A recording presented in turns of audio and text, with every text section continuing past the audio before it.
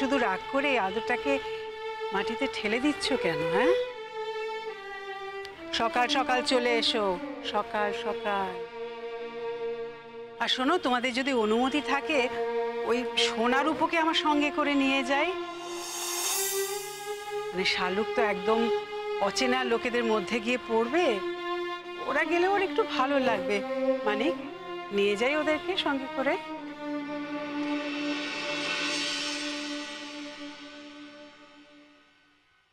ও মামা, আমরা যাই না মা। আমরা একটু যাই না গো, কালকেই তোমাদের সাথে চলে আসবো। আমি অত কথা জানি না, যাও বাবাকে জিজ্ঞেস করো। ও বাবা, যাবো বাবা। আমাদের একটু যেতে দাও না, দিদি তো চলে যাচ্ছে। বেরোইতে পারলে তোমাকে তো আর কিছু লাগে না। নাই সেই আছো, লেখাপড়া তো সব বিসর্জন দিছ।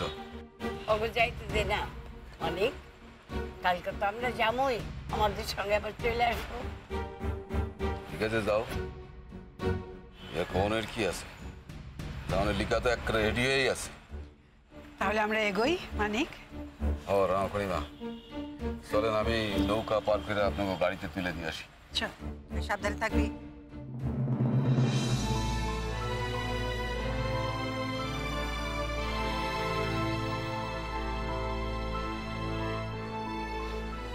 দাদু ভাই চলো। এক মিনিট। শোনো ঠাম্মা, আমরা আসছি।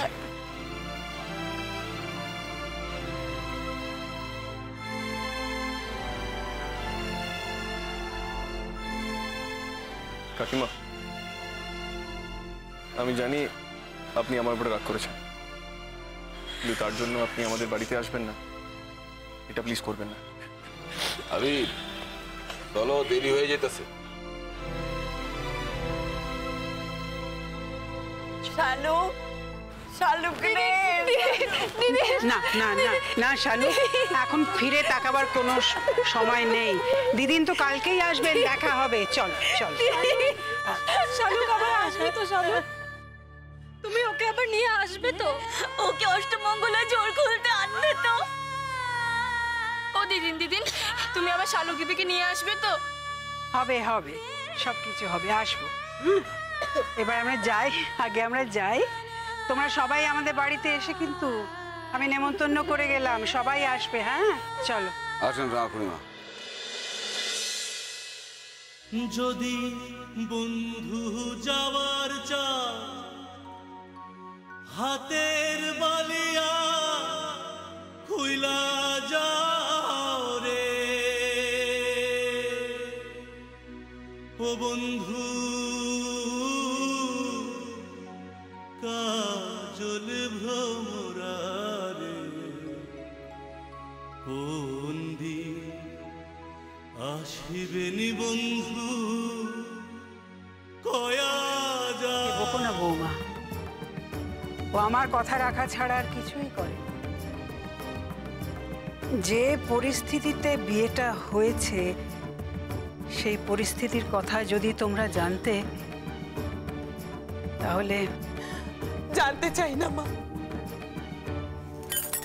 দোহাই আপনার, আমি জানতে চাই না।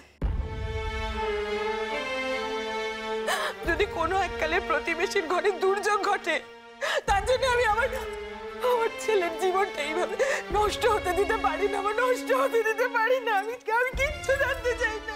তাছাড়া তুমি তো মা একবার আমাদের জানাতে পারতে। জানাবার উপায় থাকলে আমি নিশ্চয়ই জানাতাম, নিশ্চয়ই জানাতাম। কি ভেবেছো তোমরা? তোমরা কি ভেবেছো? আমি কি ইচ্ছে করে দাদু ভাইয়ের জীবনটা যাতে নষ্ট হয়েছে সেই জন্য কাজটা করেছি? হ্যাঁ, কিন্তু বউকে তো এবারে বউয়ের মতন হতে হবে মা। তুমি কাকে ধরে নিয়ে এসছো?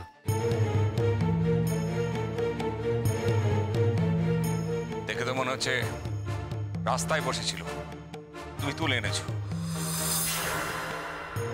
এর পরিচয় দেবো কি করে আমরা?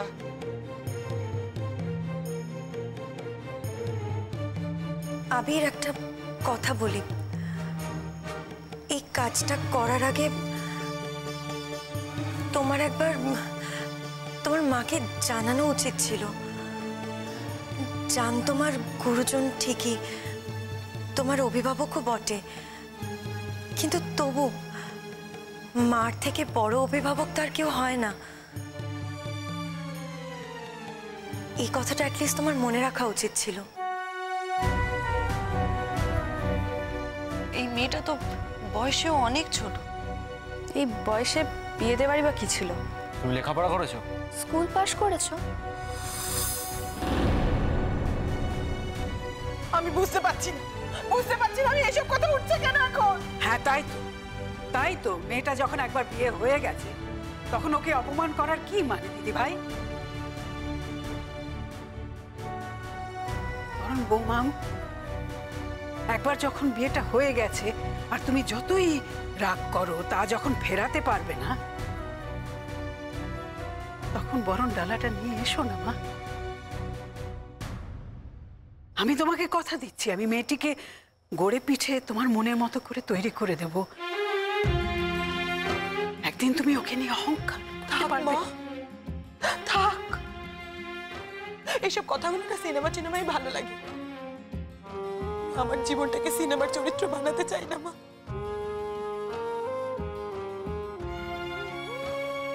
বেশ বেশ, তুমি আমার কথা আজকে মানছো না, কিন্তু যেদিন আমি প্রমাণ করে দেব সেদিন কিন্তু আমাকে কিছু বলো না।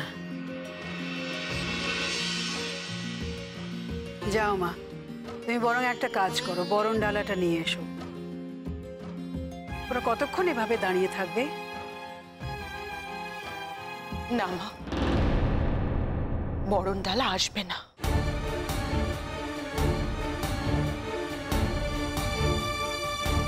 আমি আপনার কথা কোনোদিন অমান্য করিনি, কোনোদিন করিনি।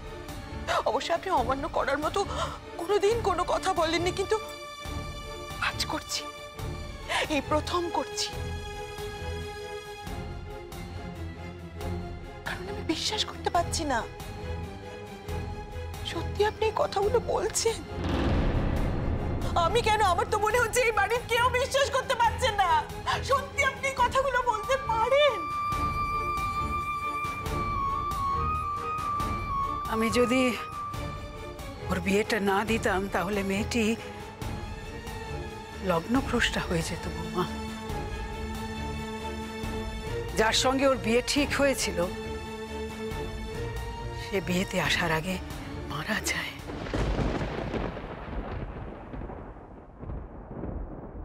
কিন্তু তার দাম আমাকে কেন দিতে হবে মা? তুমি এই কথাটা বললে তীর্থ, তুমি আমার গর্ভের সেরা সন্তান, তুমি এই কথাটা বললে তীর্থ। মা, তোমার দাদার কথা হয়তো এই মুহূর্তে শুনতে খুব খারাপ লাগছে, কিন্তু তুমি একবার দাদা বৌদির কথাটা ভাবো, একটু তাদের পার্সপেক্টিভ থেকে বিষয়টা দেখার চেষ্টা করো প্লিজ। আবিরকে নিয়ে তাদের তো অনেক স্বপ্ন ছিল না, শুধু তাদের কেন, ইনফ্যাক্ট গোটা বাড়ির আমাদের সবার স্বপ্ন ছিল আবিরকে নিয়ে। সেই স্বপ্নটা পূরণ হলো তো। এই মেয়েটিকে বিয়ে করাই আবিরের ভবিতব্য ছিল বলছো? সব কথাই কি আগে থেকে থাকে দীপু? পরিবেশ অনুযায়ী কত কথাই তৈরি হয়, এই অভিজ্ঞতা নিশ্চয়ই তোমার আছে। এবার বলো তো তুমি কতদূর পড়েছো? আদৌ পড়েছো নাকি যা বলছি তার উত্তর দাও? তোমার সম্পর্কে তো আমাদেরও জানতে হবে নাকি? শুধু জানলেই তো আর চলবে না। যে প্রশ্নগুলো তোমরা ওকে করছো সে প্রশ্নগুলো তো আমাকে করতে পারতে।